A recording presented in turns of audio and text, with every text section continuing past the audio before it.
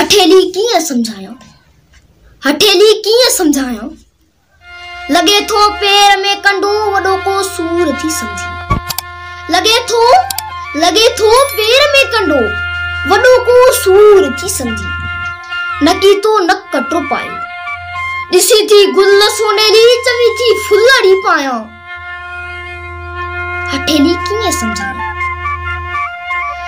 सुबह जी हीर थदड़ी में दिसी थी माक जा कतरा। सुबह जो हीर थदड़ी में दिसी थी माक जा कतरा।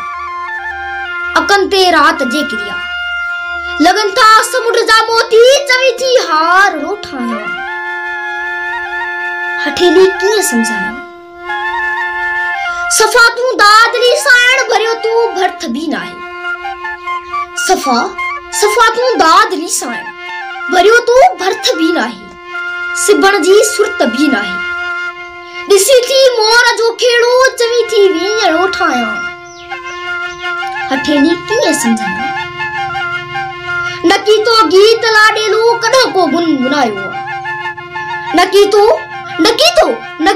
गीत लाडेलू कॾहिं को गुनगुनायो। नकी तू आरती गाती उदी थी राग वैरागी चवी थी कांगड़ी गाया। हठेली कीअं समझाया। जुती जदीद पाइण सां हलण में पीर थड़कन था। जुती जदीद पाइण सां हलण में पीर थड़कन था। दिसी थी रूप संबारा करी थी खूब नचकारा चवी थी रक्स में आया। हठेली कीअं समझाया। छुअण सां छिरक खाई दे डंदन में आंगनू दे। छुअण सां छिरक खाई दे डंदन में आंगनू दे।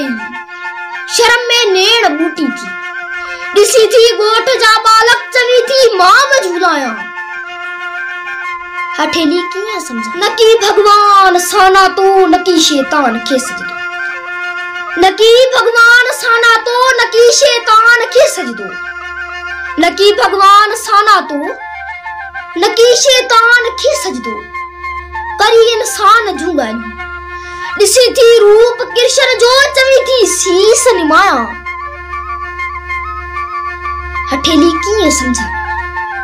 गुजारे गोठ में जीवन डिठो तो डेपलो नाही। गुजारे गोठ में जीवन डिठो तो डेपलो नाही।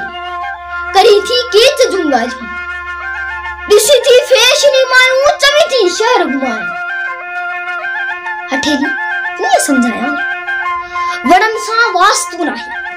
वणन सां वास्तु नाही गुलन खां। वणन सां वास्तु नाही गुलन खां दूर घारी थी। वणन सां वास्तु नाही गुलन खां दूर घारी थी। नकिया शोक सावक जो सुंगी थी माक मरवी जी चवी थी पाण पोखाया। हठेली कीअं समझाया। हठेली कीअं समझाया। हठेली कीअं समझाया। हठेली कीअं समझाया।